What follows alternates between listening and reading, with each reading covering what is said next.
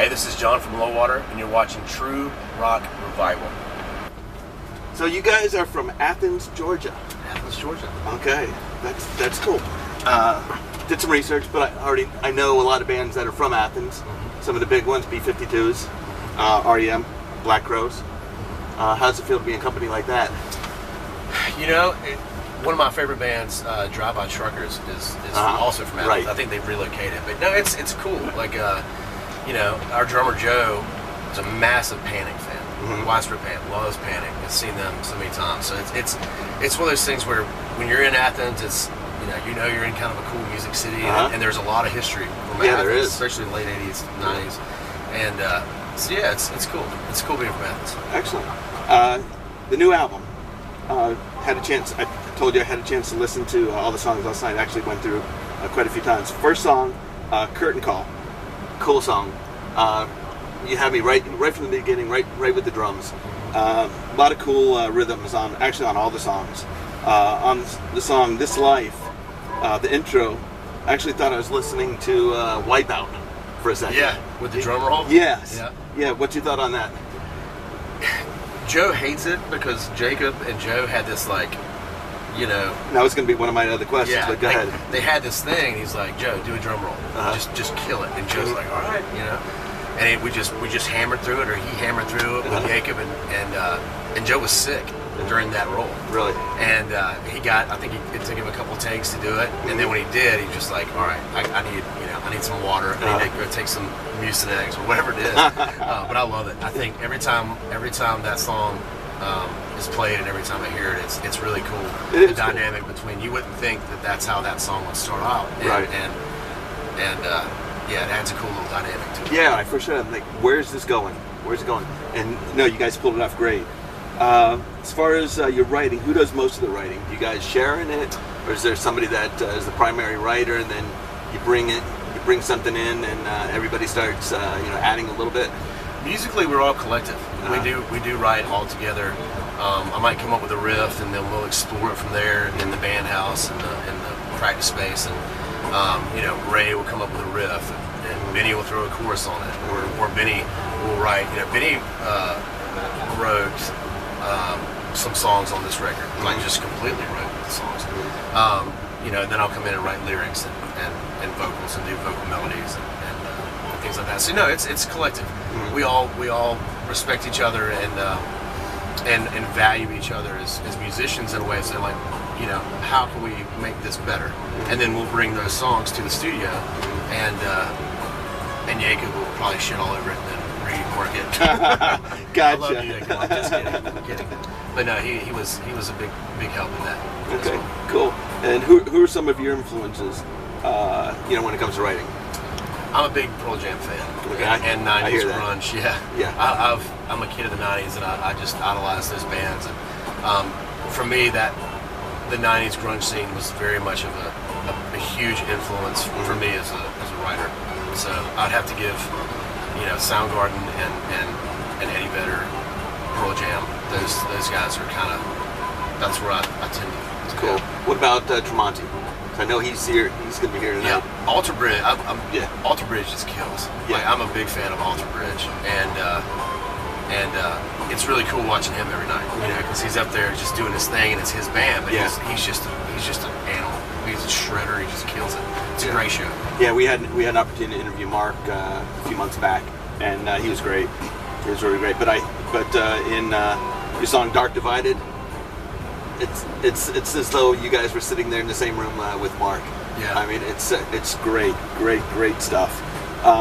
Okay, Jacob Berman. Okay, Anthrax, Machine Head. The Swede. Yeah, can definitely hear a lot of his influence. In this new album. Is it something that he guided you guys towards, or something that you guys all came up with as a team? Well, with Jacob, we met him on the Amaranth Butcher Babies tour back, 2016 maybe. Mm-hmm. But he was doing monitors and just kind of taking a break from the studio. He had produced and engineered the Amaranth records. Right. So he went out for that 7-week tour, and we bonded, and that was like, that's our guy. And a year later, he actually flew into Athens and surprised me in Athens. And my girlfriend and him had like coordinated this whole thing. So he just pops in April. Cool. I was like, hey, I want to do your next record. I want to do it. I want to get my hands dirty on it, and that's that's Voodoo. So, and Justin Davis is actually our sound guy on this tour. He's also our engineer and producer on Voodoo as well. So, yeah, Jacob's something, man. Yeah. He definitely gets his hands in, and he locks in and gives it 100%. And I don't think the record would be as big and produced and all those things if Jacob hadn't have come in and really put his stamp. Yeah, from what I heard he is just laser beam focused. He is. Yeah. He is. Okay. This new album, you did this in New Orleans? New Orleans, yeah. Cool. Bridgewater. What'd you think of that? We were just there, actually. We went down and saw the studio where we recorded the record at Marigny Studios in the French Quarter, and it's a love-hate. It's a love-hate for New Orleans. I love that place, and the memories and everything was just so unique and diverse, and Voodoo wouldn't have been able to happen without that city. But it's also would just tear you to pieces. You know, it's from what I heard, especially for our band. Yeah, yeah. That's one place that I actually haven't visited New Orleans yet. It's like but no other, that's like no other place in the world. Yeah, that's going to be that's definitely in the near future. Yeah, without a doubt. Yeah, you answered this. You answered the next question, so we're going to just go ahead and move on. So this is your third album. Third album. Okay. Yeah. Again, I listened to the whole thing last night. I didn't hear weak song, not one, from start to finish, which was great. It's a lot of these records that we listen to. We'll find 3 or 4 songs that are great, a couple that are and there's some that were okay. Let's go to the next one. This straight through every single song. Awesome, man. Right on. That means the world. Thank you. No, it's great. Not overproduced, hard stuff. It's hard and heavy, but not overproduced, which is really cool. Is that what you guys are looking for? Yeah, I mean, we're always, our last 2 records were on analog tape, and we always like having that raw, fat, organic sound, I guess. And this one we did. We stepped our game up a little bit, and produced it, but not overproduced it. We always like keeping it. And to be able to hear the human element, and to hear musicians playing their instruments, and to be able to really, connect with a rock record, you have to be, I feel like, somewhere in between. It's got to be, you got to feel the heart, and you got to feel the music, and not just everything oversaturated on Pro Tools and everything oversaturated to where it doesn't capture the heart of the band. So you're going analog. We did on the last 2. Really? On this one, we did digital. But yeah, we did analog. Justin Davis also. Very old school. Very old school. And I don't think very I'll do it again. I don't think I'll do it again, man. It's a whole other monster. That is a whole other monster. Yeah. So they're splicing and splicing and splicing. God, it's a nightmare. But but we did it. So I think this record kind of gives us that. It shifts it up. It gets a little bit more mature. It's a little bit more powerful. It's a little bit more produced. But we're happy with it for sure. Great. Okay. Any plans for the 4th album? We have an acoustic record just sitting right now, and there's only one new song on the acoustic record, but we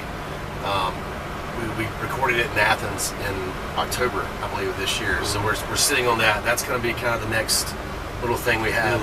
But Lullwater 4, little Lullwater unplugged. Yeah, unplugged. And, cool. I think the next one we have no idea. We have no idea what we're going to do. It'll work. Matt James with Blacktop Mojo. Yeah, they did it. Yeah, and it works. Yeah, I love those guys. We actually hung out with them in Houston. Matt's really cool. I got to interview him. He was a lot of fun. He's the man. Yeah. Let's see now. From the first album, how do you think your lives changed? Our lives have changed? Yeah. Well, we've toured a lot. A lot. And the first one was in 2012? 2012. Okay. And, I think we've become a lot more focused. And also 2012, where we were younger, a lot younger, and we just, we were kind of all being in Seattle to begin with. We did the record, and we pushed the record, and then you do a second record, and then you have a third. We learned a lot about not just the band, but the music business and the industry, and all those things that what to do and what not to do, and who to trust and who not to trust. And I'm sure. That's one of those things where, for us, we've, I don't really don't know if our lives. I think the shows were bigger. Was there anybody that really mentored you guys, or is it something that you really just had to learn on your own?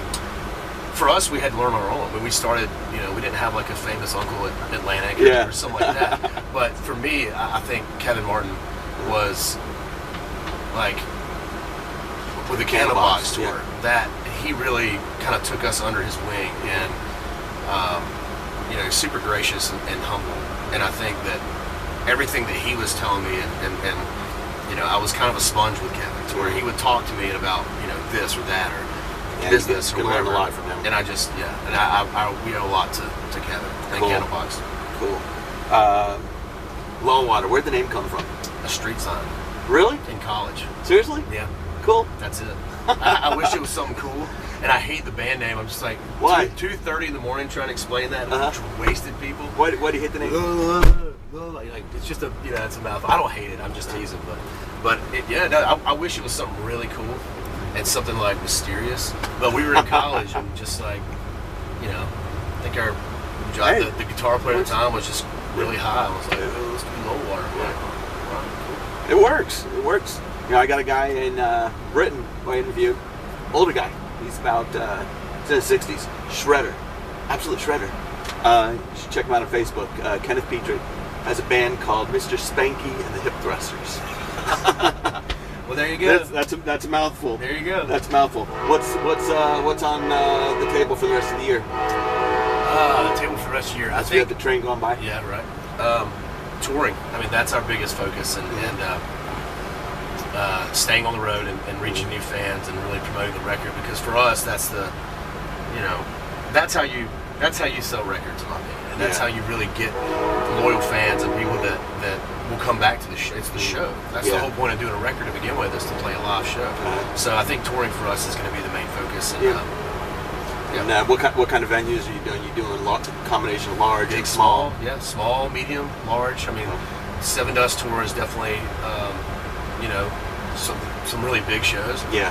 And we've done shows with Theory of Dead Man, and they were like our first arena vibe and arena shows. And then we play 100 cap rooms in Athens, and we'll play 500. Intimate shows. Yeah, we like all of it. We like all of it, for sure. You do a lot of meet and greets? Not really, at the merch table. There you go, perfect. This has been great. All right. Thank you, guys.